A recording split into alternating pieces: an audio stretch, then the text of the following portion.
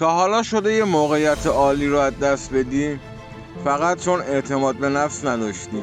کاری که میتونستی انجامش بدی، حرفی که باید میزدی ولی نزدی چون یه صدایی توی سرت گفت تو نمیتونی.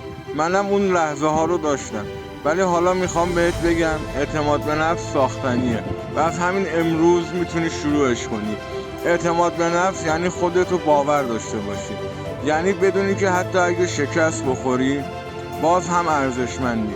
این با غرور و تکبر فرق داره.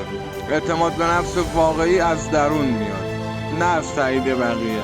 آدم هایی که اعتماد به نفس دارن بیشتر ریسک میکنن، بیشتر درخواست میدن، بیشتر نمیگن به چیزایی که نمیخوان و بله میگن به فرصت هایی که زندگی براشون میفرسته.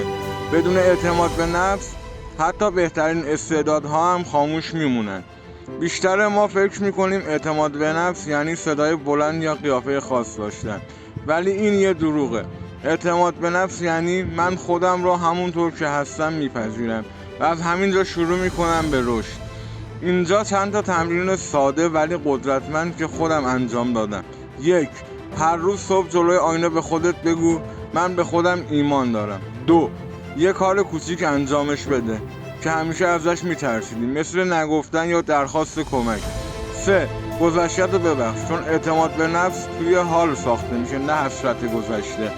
اعتماد به نفس یه مسیر بی‌پایانه، ولی از همین امروز میتونی قدم اول رو برداری. توی این کانال قراره با همین مسیر رو بسازیم. پس اگه آماده خودت رو بسازی و بدرخشی، همین الان کانال رو سابسکرایب کن، چون ویدیوهای بعدی قراره زندگی رو عوض کنه. با من بیا به سمت نسخه قوی‌تر خودت.